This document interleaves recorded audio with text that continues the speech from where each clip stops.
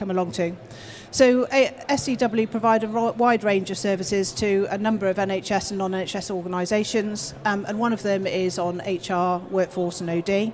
And we do that with a large number of clients, as well as using consultancy, so some of it. But sometimes we think the best example of the work that we do is the work that we do with our own organisation. So I'm going to talk a little bit about that and whether some of the approaches that we've applied would work for your organisation. With the increasing level of choice and flexibility, understanding individuals and their particular characteristics is really vital to an organisation. So how do we make them feel that staff are treated as a unique individual with an organisational context while still ensuring equity and inclusion? And it's getting that balance right and making sure that we can do that.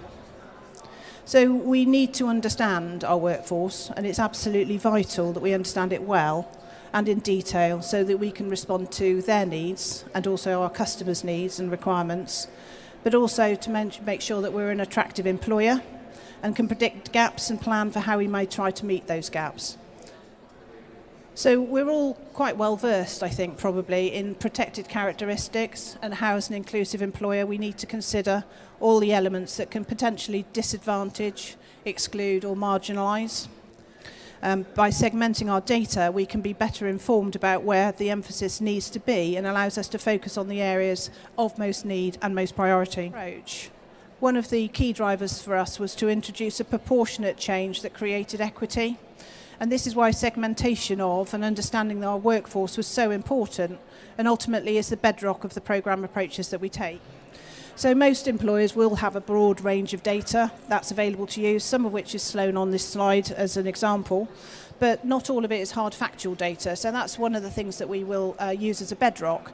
But then around that, we also use soft intelligence and qualitative information, which we combine with the factual and data sets to give a richer, deeper picture to inform our approaches and priorities. And using values to engage your workforce is another tool that not only guides your responses, but also reinforces and re-embeds values at all the time. And consistency is really key.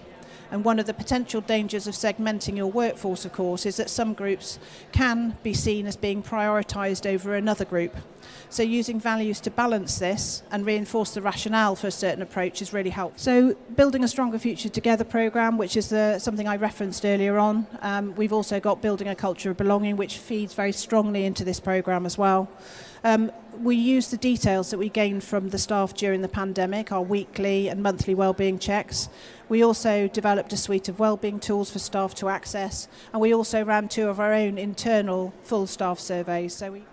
So we still have work to do. For example, how do we ensure that we include staff with disabilities to be included in when we have hybrid, virtual and face-to-face meetings? How do we access that? How do we make sure it's accessible? How do we make sure that staff who aren't comfortable going into an office or have a disability and can't, or hearing impairment, for example, how do we make sure that we include them, that we don't treat them as a second class, because they're not there, that they're treated differently? So we still have work to do, and we have networks now that we can do that with and talk to and actually test things out.